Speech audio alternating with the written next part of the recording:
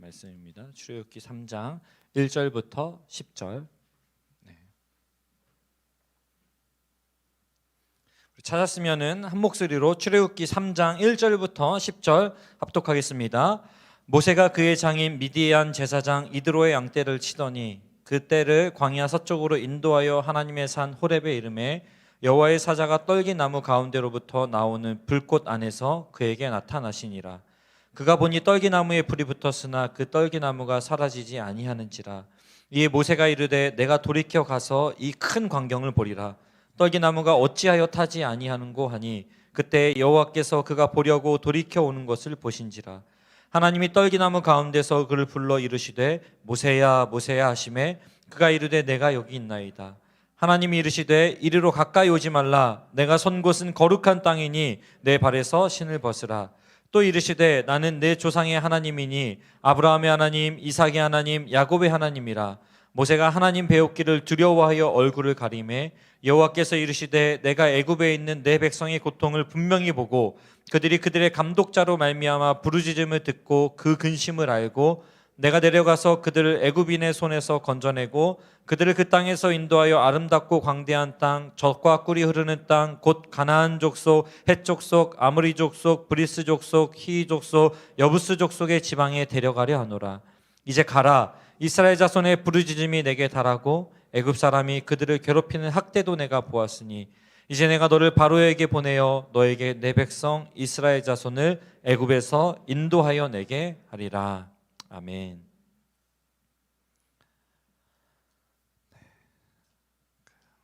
사이먼 시넥이라는 그 컨설턴트가 있는데요. 그 사람이 했던 그 오래전 그 테드 강의에 보면요. 이런 얘기가 나와요. 그 사람들에게 실패하는 이유를 물어보면 세 가지 변명을 한다는 거예요. 여러분도 저도 다양한 변명을 하겠지만 그 사이먼 시넥이 발견한 세 가지 공통된 또 반복적인 변명이 있는데 첫 번째로는 자본이 부족했다.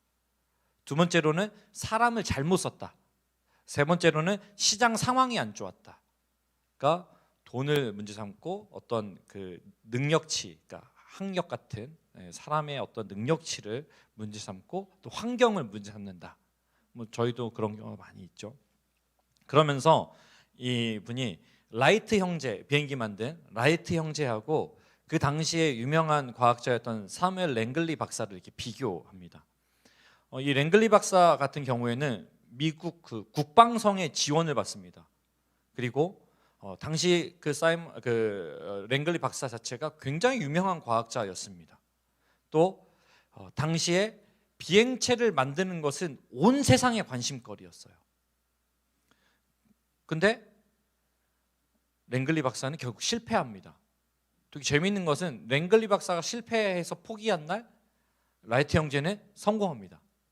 되게 재미있는 그림인데요. 근데 확실한 거는 세 가지 변명, 자금이 부족했다, 사람을 잘못 썼다, 시장 상황이 안 좋았다. 랭글리 박사에게 딱 갖다 대면은 그가 아무리 변명을 해도 이 세 가지 변명은 될 수 없는 거죠. 반면에 라이트 형제, 그 당시에 높은 학식이 있던 사람도 아니잖아요. 자전거 고쳤었잖아요. 또 자금 지원이 있었던 것도 아니었습니다. 그런데 이 랭글리 박사와 라이트 형제의 차이점을 이 시넥이 뭐라고 얘기하냐면요. 그들에게는 신념이 있었다. 어떤 신념? 실패를 두려워하지 않는 신념이 있었다.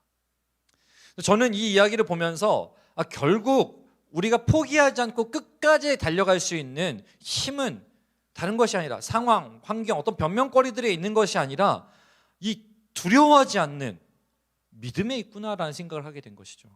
하나님께서 원하시는 것도 그런 것 같아요. 두려워하지 않는 것, 두려워하지 않고 하나님을 신뢰하는 것, 이게 하나님이 원하시는 것이 아닐까. 우리가 잘 알고 있는 말씀 이사야 41장 13절에 보니까요, 하나님 이렇게 말씀하십니다. 나 여호와 너의 하나님이 내 오른손을 붙들고 내게 이르기를 두려워하지 말라. 내가 너를 도우리라 할 것임이니라. 하나님이 하나님의 백성들에게 하시는 말씀입니다. 내가 너를 붙들리라. 내가 내 오른손을 붙잡아 주리라. 그러니 두려워하지 말라. 하나님의 말씀이십니다. 그런데 이런 말씀을 듣는 우리임에도 불구하고 안타깝게도 실패라고 하는 그 두려움에 갇히는 경우가 참 많더라라는 것을 발견하게 됩니다. 실패하면요, 자꾸만 그 실패가 어떤 트라우마가 되어가지고 또 실패할 수 있는데 하면서 어떤 생각과 어떤 판단에 갇혀버리는 경우가 많은 거죠. 그래서 제가 이런 것들을 이렇게 생각하다가 시작의 기술이라는 책을 발견했어요. 시작의 기술. 그 책에 보니까요, 이분이 이렇게 이야기합니다. 나를 찾아오는 많은 사람들에게 공통점이 하나 있다. 나를 찾아오는 많은 사람들에게 공통점이 하나 있다. 무의식 속에서 부모가 자신을 잘못 길렀다는 사실을 증명하고 싶어 한다는 점이다. 여러분 공감되는 부분이 있는지 모르겠어요. 저도 그런 면에서 공감하는 부분이 있었어요. 우리 부모님은 나를 너무 곱게 키웠어. 그게 잘못된 거였어. 아니, 곱게 키우면 곱게 키운다고 부모님이 잘못 키웠다고 증명하려고 그래요. 또 호되게 키우면 호되게 키웠다고 이렇게 하려고 하고, 그 이야기를 하는 거예요. 그 욕망은 아주 다양한 방식으로 표출된다. 그 중에는 아주 나쁜 방식도 있고 미묘한 방식도 있고 뻔한 방식도 있지만, 이게 중요한 게 모두 그들의 삶에 강력한 영향을 미친다. 자신의 부모가 잘못 키웠다는 사실 때문에 뭐예요? 자신의 삶이 이리저리 흔들린다는 이야기를 하는 거예요. 그러면서 이렇게 얘기합니다. 우리는 나 자신이나 인생에 대한 어떤 믿음을 갖고 있다. 우리는 매일의 행동을 통해 그 믿음이 옳다는 것을 계속 증명하려 든다. 그 믿음은 우리 현실 속에서 무시무시할 만큼 정확한 것으로 밝혀진다. 대체 뭘 증명하려고 거기서 그러고 있는가? 결국 증명되는 건 뭐죠? 우리 부모님이 날 잘못 키웠어. 이 책에 비슷한 얘기가 나와요. 나는 더 이상 좋은 배우자를 만날 수 없어. 왜? 세상의 모든 여자가 다 그 모양이니까. 이런 거 있잖아요. 세상의 모든 남자가 다 그러니까. 그거를 계속 증명하려고 한대요. 모든 만남 속에서. 그래서 이 사람을 만나고 나서 역시 나는 좋은 남자를 만날 수 없어. 그럴 수 있죠. 그걸 열심히 증명하려고 한다는 거예요. 그래서 이분이 그 질문하는 거예요. 대체 뭘 증명하려고 그러는가? 결국 남는 건 뭐죠? 앞에 거는 우리 부모님은 날 잘못 키웠다는 걸 증명하게 될 것이고, 뒤에 이야기는 나는 더 이상 좋은 배우자를 만날 수 없음을 증명하게 되는 겁니다. 행복하시나요? 실패를 묵상하면서 실패에 갇혀서 끝없는 실패의 방식들을 양산해내는 방법이지 않을까.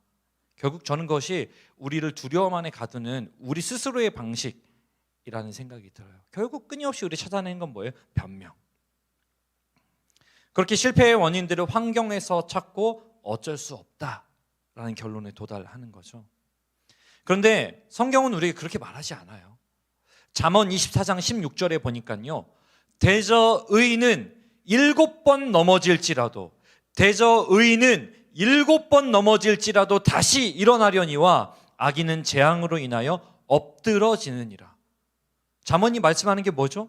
하나님의 사람들은 실패에 갇히지 않는다는 겁니다. 7번 넘어질지라도 하나님께서 주시는 힘으로 말미암아, 7번 넘어질지라도 하나님을 의지함으로 말미암아 다시 일어선다라고 하는 것입니다. 왜요? 우리는 실패하고 우리는 부족할지 몰라도 우리를 붙잡아 주시는, 우리의 오른손을 붙드시는 분은 변함없으신, 신실하신, 능력 많으신 하나님이시기 때문입니다. 지난주에 살펴봤던 것처럼 모세도 실패했어요. 실패한 사람입니다. 이스라엘 백성의 구원자라고 하는 사명을 가지고 뭐예요? 고통당하는 동족들을 위해서 그는 힘을 쏟았어요. 그 결과가 뭐였죠? 범죄자가 되었고 도망자 신세가 되었다는 실패. 그 실패는 모세를 이집트의 왕궁에서의 삶에서 어디로요? 광야에서의 삶으로 내몰았잖아요. 근데 모세가 이런 상황을 비관하면서 만약에 실패에 갇혀버렸다면, 그 실패의 두려움에 갇혔다면 여러분 어땠을까요? 아마 그런 생각했을 겁니다. 참, 이스라엘 백성들 내가 사명감을 가지고 그랬는데 어쩜 그렇게 내 마음을 몰라주는가? 그들은 하나님의 뜻, 그리고 나의 마음을 몰라주는 어리석은 자들이야. 사람 탓했겠죠. 또는 그렇게 애를 써도 변하지 않는 상황을 보면서 역시 변하지 않는구나. 상황은 변하지 않는구나. 세상은 변하지 않는구나. 그런 막막함에 도달했을지도 모르겠습니다. 그렇게 계속해서 상황을 비관하고 사람들을 어리석다고 정죄하면서 자신의 죄에 대해서 또 자신의 실패에 대해서 끝없는 합리화를 반복해 갔을 것이다 라고 하는 거죠. 이렇게 만약에 모세가 광야 생활을 시작했다면 아마도 무기력한 패배자의 모습으로 살아갔을 것입니다. 근데 제가 계속해서 우리가 모세를 묵상하고 있는데 모세를 보니까요, 모세의 상황이 바뀌었습니다. 하지만 모세의 사명이 달라지지 않았다는 거예요. 상황이 달라지니까 사명이 바뀌는 것이 아니라 상황과 관계없이 사명은 변함없이 가더라고 하는 거예요. 근데 원래 맞습니다. 사명은 상황과 관계없이 계속해서 그 앞을 향해 달려가게 만드는 힘이거든요. 그래서 출애굽기 2장 19절에 보니까요, 그들이 이르되 한 애굽 사람이 우리를 목자들의 손에서 건져내고 우리를 위하여 물을 길어 양떼에게 먹였나이다. 뭐예요? 이 누구의 이야기예요? 그 이드로의 딸들의 이야기잖아요. 모세가 애굽에서 쫓겨나 도망쳐가 되어가지고 우물 곁에 앉아 있을 때 이드로의 딸들이 양치러 와서 다른 목자들에 의해서 그 양들 물 먹이는 게 방해받자 그 모습을 본 모세가 어떻게 합니까? 그들 긍휼히 여겼기 때문에 모세가 그들을 돕는 거죠. 그래서 그 모세가 잘 도왔기 때문에 아버지한테 빨리 돌아오니까 아버지 너희 어떻게 빨리 왔니? 이게 모세의 이야기입니다. 이집트에서 모세의 사명이 있었다면요, 이집트에서 감독자들에게 고통받는, 이집트의 감독자들에게 고통받는 이스라엘 백성들을 도와야 된다는 그 상황이 이제는 어떻게 바뀐 거예요? 상황은 바뀌었습니다. 어떻게 해요? 광야에서 다른 목자들로 인해서 고통받는 양치는 여인들을 돕는 것으로 상황은 달라졌어요. 상황이 옮겨졌어요. 장소는 이집트에서 광야로, 대상은 이스라엘 백성들에서 양치는 여인들에게로. 역할은 달라졌습니다. 하지만 제가 여기서 느낀 건 사명이 달라지지 않았어요. 구원해야 된다는, 불쌍히 여겨야 된다는 모세의 사명이 달라지지 않았다. 저는 그 생각을 하게 되었습니다. 실패에 함몰되지 않았다는 것이죠.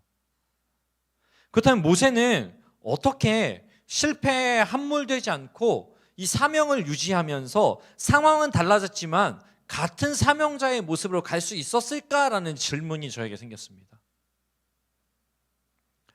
그랬을 때 제가 정리한 것은, 모세는 이집트에서의 실패를 경험하면서 실패의 늪에, 실패의 두려움에 빠진 것이 아니라 이집트에서의 실패를 통해서 깨달았어요. 아직 하나님의 때가 아니구나. 그래서 하나님의 때를 기다렸다는 것입니다.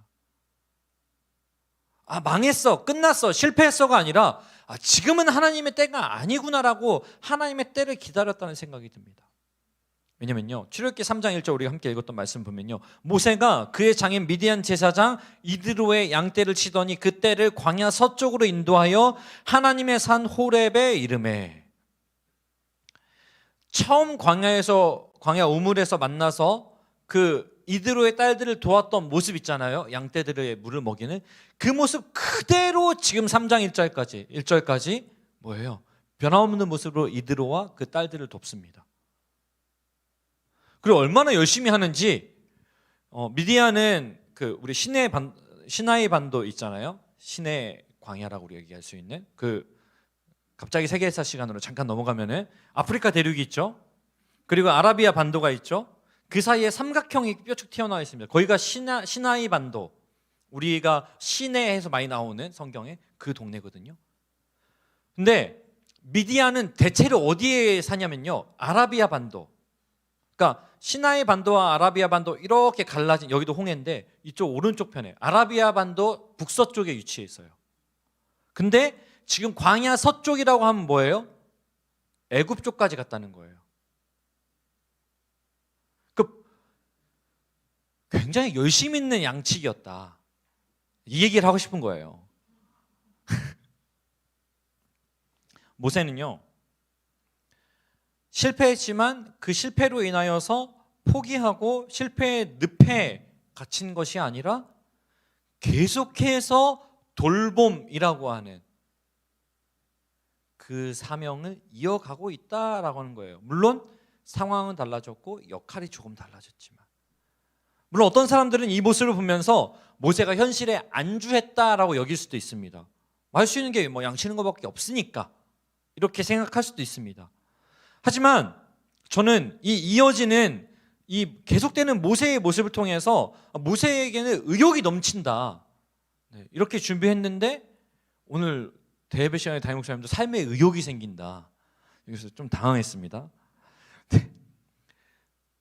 의욕이 넘치는 걸 보게 되는 거예요. 방금 말했던 것처럼 광야를 가로질러서 광야 서쪽편에 갈 정도로 정말 의욕 있는 양치기로서의 모습을 보여주고요, 목자로서의 모습을 보여주고요. 또요, 3장 3절, 이에 모세가 일으켜 내가 돌이켜 가서 이 큰 광경을 보리라, 떨기나무가 어찌하여 타지 아니하는고 하니, 이 말씀, 내가 돌이켜 가서 이 큰 광경을 보리라. 물론 떨기나무가 타지 않는다고 하는 어떤 그 상황에 대해서 막연한 호기심일 수 있어요. 근데 여러분 생각해 보세요. 실패에서 실패의 두려움에 빠져서 무기력한 삶을 살아가는 사람은요, 떨기나무가 불길에 불꽃이 막 이러는데 그게 타지 않아도 별로 관심 없어요. 그냥 불 타나 보지 가는 겁니다. 우리도 그렇잖아요.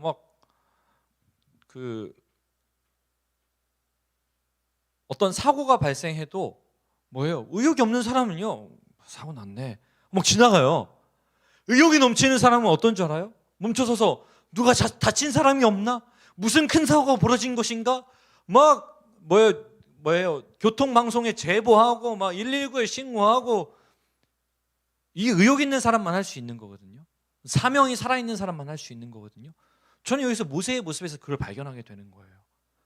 절대로 모세의 모습에 실패자와 낙오자로서의 모습이 보이지 않는 거예요. 그래서 제가 내린 결론이 뭐냐면 모세는 하나님의 때를 기다리고 있었다.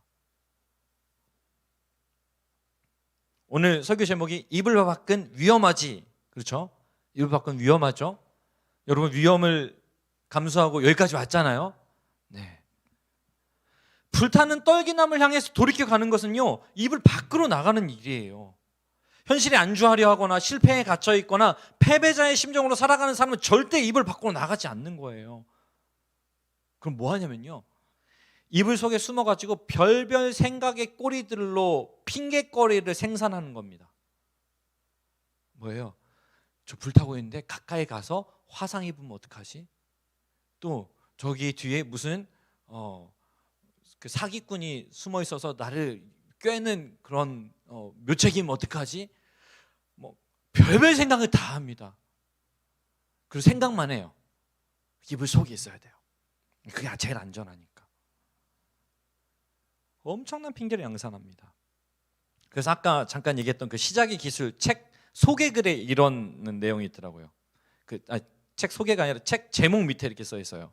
이게 저한테 굉장히 감동적이었는데, 침대에 누워 걱정만 하는 게으른 완벽주의자. 네, 내 얘기로 확 들리는 사람들 몇 있죠? 네, 다시 얘기해 줄게요. 침대에 누워 걱정만 하는 게으른 완벽주의자. 침대에 누워가지고 이불 속에 들어가가지고 또 이런 문제가 있지, 이런 도전을 하려면 이런 어려움이 생기지, 뭐 이런 것만 하고, 또 반대로 내가 이제 올해는 좀 뭔가 잘 살려면은 이제는 뭐 자기 개발도 하고 뭐도 해야지, 막 엄청 고민합니다. 고민만 해요.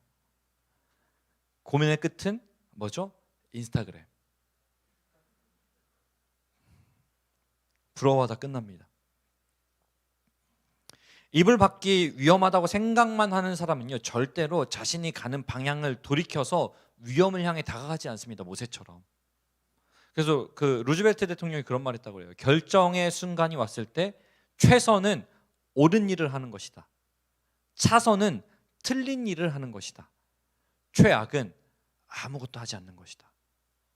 모세가 사명을 지킬 수 있었던 것은요, 저는 그렇게 생각합니다. 하나님의 때를 기다렸다. 모세는 그 광야에서 양떼를 돌보면서 겸손과 겸비를 배웠을 것입니다. 목자의 삶이 그렇잖아요. 목자의 삶은 자신이 무언가를 만들어낼 수 없어요.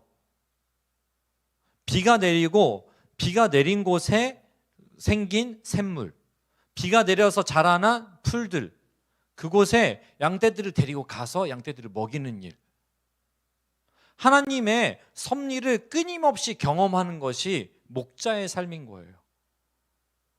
그 일을 모세가 무려 40년을 합니다. 광야 생활 40년 동안 모세가 배운 것은 끝없이 하나님의 때를 기다리는 것, 그것을 배웠고 모세는 그 때를 기다렸던 것이에요. 그리고 그는 절대로 이불 속에 숨어 있지는 않았습니다. 그가 할 수 있었던 최선 뭐예요? 양떼를 돌보았어요. 그게 그의 사명에 가장 부합한 일이었고, 그 사명에 비추어 봤을 때 그가 가장 적절하게 할 수 있는 일이 바로 양떼를 돌보는 것이었기 때문에 그래요. 그리고 오늘 불타는 떨기 나무를 향해서 돌이켜 갑니다. 그 이야기의 끝은 이렇게 납니다. 출애굽기 3장 10절에 보니까요, 이제 내가 너를 바로에게 보내요. 너에게 내 백성 이스라엘 자손을 애굽에서 인도하여 내게 하리라. 내가 너에게 내 백성 이스라엘 자손을 애굽에서 인도하여 내게 하리라. 하나님께서는요, 광야 생활 40년 동안에 끝없이 하나님 앞에서 양떼를 돌보는 일을 감당했던 그 모세를요, 본 무대로 옮기시는 거예요. 모세가 할 수 있는 일은 그거밖에 없었어요. 양떼를 돌보는 것. 하지만 그 일에 있어서 모세는 절대 그것을 소홀히 하지 않았습니다. 왜요? 그가 할 수 있는 유일한 일이었기 때문에 그래요. 하나님은 우리가 내가 뭘 해봐야겠다라고 하는 사명감을 가지고 온통 힘을 쥐고 일어날 때에는 워워워 시키십니다. 모세가 그랬잖아요. 심지어는 그 모세의 모습은 도망자 신세가 되었잖아요. 근데 놀랍게도 하나님은 그 과도한 의욕을 보여도 하나님 그 사람을 절대 포기하지 않습니다. 광야를 하나님의 훈련장으로 삼으세요. 그리고 하나님의 훈련장으로 삼으신 그 광야마저도 사명지로 여기고 나갈 때 그 사람을 하나님은 성장시키시고 성숙시키는 것을 우리는 보게 되는 거예요. 광야를 통해서 모세는 어마어마한 하나님의 섭리를 배우는 거예요. 하나님이 열어주셔야 가능하구나. 하나님이 도우셔야만 가능하구나. 우리의 인생이. 애굽의 구원자가 이집트의 구원자로서 이스라엘 백성들을 구원하는 구원자로서의 사명, 이거 내가 뭐 의욕을 가지고 한다고 해서 되는 것이 아니구나. 이걸 배우는 거예요. 겸손함, 겸비함. 그렇게 모세가 양떼를 돌보기 시작해서 오늘 하나님께서 다시 부르시기까지 40년의 세월이 흘렀습니다. 근데 생각해보면 우리의 시간으로 볼 때 40년이라는 시간 정말 긴 시간이에요. 아직 여기 40년 살아본 사람 없잖아요. 근데 40년을 광야에서 양치면서만 살았다는 거예요. 저는 그 장면을 보면서 하나님 대체 어째서 40년 동안 양만 치게 하신 거야, 모세를. 모세가 124일까지 살았는데 아니 조금 이 시간 40년 시간 단축했으면은 모세랑 같이 이스라엘 백성들이 뭐 가나안에도 들어가고 막 이런 거 하지 않았겠나 막 이런 생각도 들기도 하고, 대체 왜 하나님은 그러셨을까? 사도행전 7장 22절 말씀에 우리 지난주 살펴봤던 건데, 모세가 애굽 사람의 모든 지혜를 배워 그의 말과 하는 일들이 능하더라. 뛰어난 학식을 가지고 있었던 모세인데, 뛰어난 능력치가 있었던 모세인데, 준비된 모세인데 왜 하나님은 40년을 광야에서 뱅뱅 돌게 하신 걸까? 그러던 결론, 장정만 60명, 추산 200만 명에 달하는 이스라엘 백성들을 이끌고 모세가 애굽에서 나와야 되는데, 모세에게 학식은 충분했을지 몰라도 뭐예요? 경험이 없었어요. 그래서 하나님께서는 큰 수의 양떼는 아니었겠지만 양떼를 돌보는 것으로 모세를 훈련시키시는 것이에요.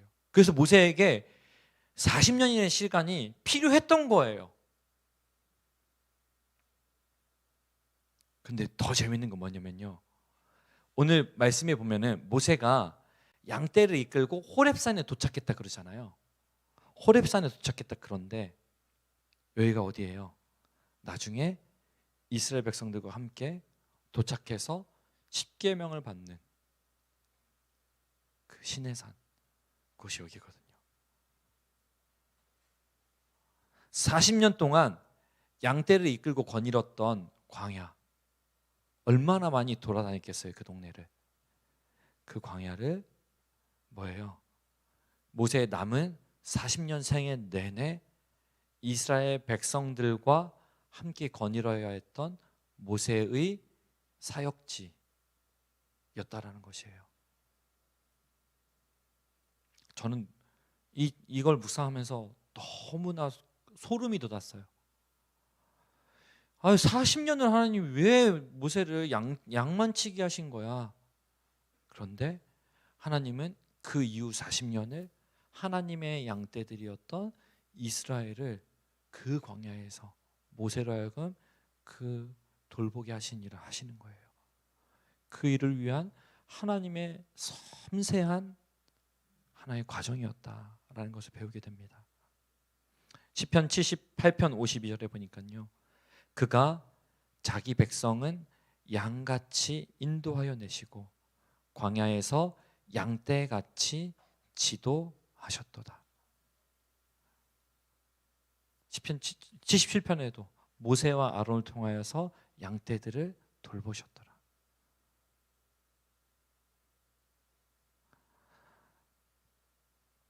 모세로 하여금 광야에서 양떼를 돌보게 하신 하나님은 다시금 광야에서 양떼와 같은 이스라엘 백성을 돌보게 하십니다. 여러분, 오늘 설교 제목 이불 밖은 위험하지, 우리가 이불 밖은 위험해 이렇게 하잖아요. 근데 제가 왜 설교 제목은 이불 밖은 위험하지라고 했냐면요, 여러분에게 묻고 싶었어요. 여러분, 이불 밖은 위험해요. 위험하지. 원래 위험한 거야. 이 이야기를 해주고 싶었어요.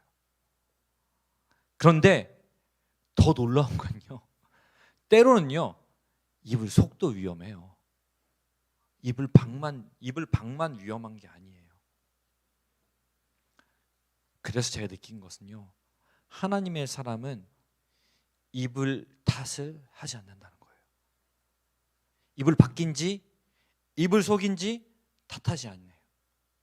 이불 밖이든 이불 속이든 하나님의 사람이 하는 건 뭐냐면요, 하나님을 바라봅니다. 모세가 마치 하나님의 때를 기다리며 40년의 세월을 보냈던 것처럼요. 이원준이라고 하는 장애인식 교육 강사가 있는데요, 이런 말 하더라고요.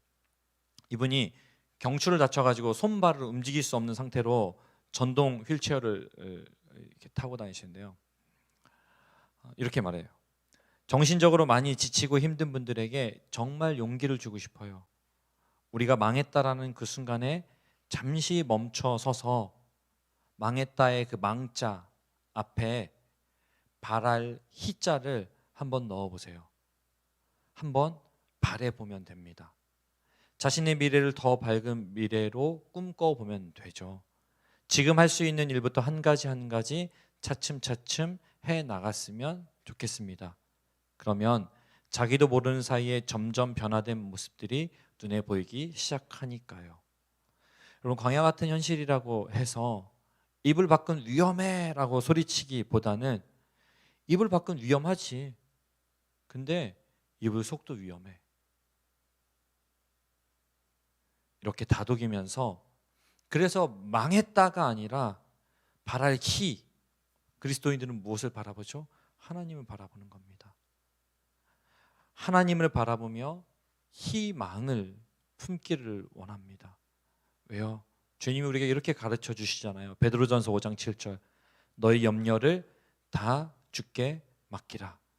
이는 그가 너희를 돌보심이라. 하나님께서 모세를 통해서 훈련시키셔서 이스라엘이라고 하는 양떼를 돌보셨던 것처럼 하나님 이미 모세라고 하는 한 양을 돌보시는 목자가 되셨습니다. 그 하나님께서 오늘 우리의 목자가 되십니다. 그리고 그가 우리를 돌보십니다. 2022년 이제 새해가 시작됐어요. 이불이라고 하는 상황 또는 현실, 변명거리 이런 게 아니라 우리가 정말 하나님의 사람이라고 한다면 하나님을 바라봅시다. 누가 저한테 묻더라고요. 목사님, 사명 그게 뭔지 너무 어려워요. 제가 얘기했어요. 나에게 사명을 물어볼래? 제 사명은 뭐냐면요, 좋은 성도가 되는 겁니다. 좋은 성도가 되려고 하다 보니 목사가 돼 있더라고요. 좋은 성도가 되려고 하니 목사로서 이러한 것들을 해야 되더라고요. 우리는 자꾸 사명을 하면은 이러한 것들에 너무 관심을 기울이는 거예요. 근데 우리의 사명이 있다면은, 여러분의 사명이 아직 헷갈리신다면은 제가 여러분에게 사명을 나눠드리겠습니다. 저와 여러분 모두의 사명이 있다면 좋은 성도가 되는 것입니다. 오늘의 성경의 표현처럼 한다면은 좋은 양이 되는 겁니다. 마치 모세가 40년의 세월을 그저 하나님의 섭리, 하나님의 인도하심을 따르며 광야를 양떼들과 함께 거닐었던 것처럼 오늘 그것이 우리가 배울 수 있는 유일한 것인 것 같습니다. 하나님을 바라보며 하나님의 인도하심, 하나님의 돌보심을 정말 많이 경험하는 2022년, 그리고 우리가 이번 한 주 살아갈 이번 한 주의 삶이 되기를 예수님의 이름으로 축복합니다.